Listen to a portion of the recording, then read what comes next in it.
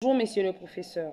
Je suis étudiante dans la faculté d'administration des affaires et sciences économiques en L2 LMD.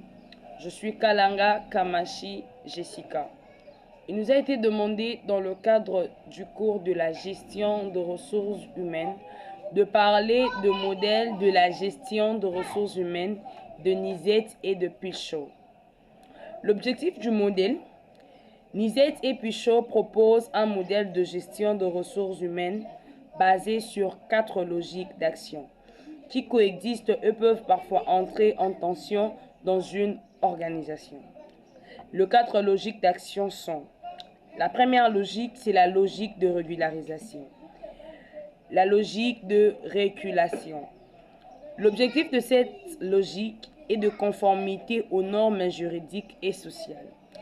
À titre d'exemple, respect du droit du travail, sécurité, égalité, pro. Les acteurs dans cette logique, c'est la ressource humaine, partenaires sociaux des États.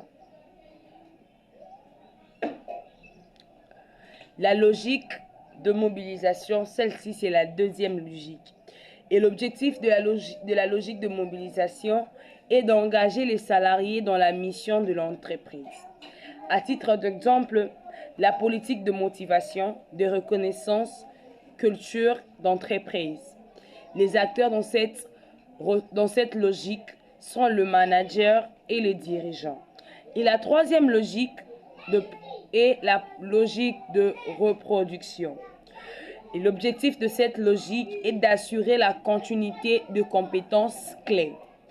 L'exemple en est la formation, la gestion de carrière et le GPEC.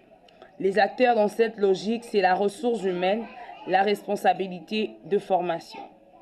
C'est alors que Nizet et Pichot nous a parlé de 4 logiques.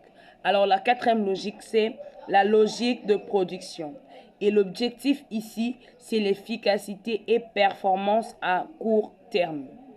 L'exemple, c'est l'organisation du travail, optimisation des effectifs. Et les acteurs dans cette logique sont le manager opérationnel. Là, je vous ai parlé du 4 logiques de Nizet et Pichot.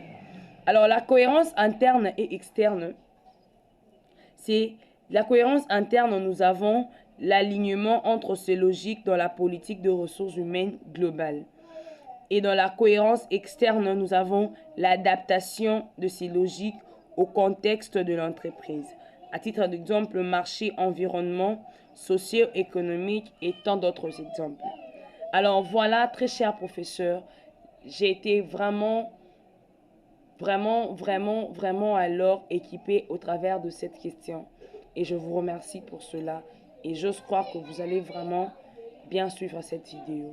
Alors, excellente journée à vous. Merci.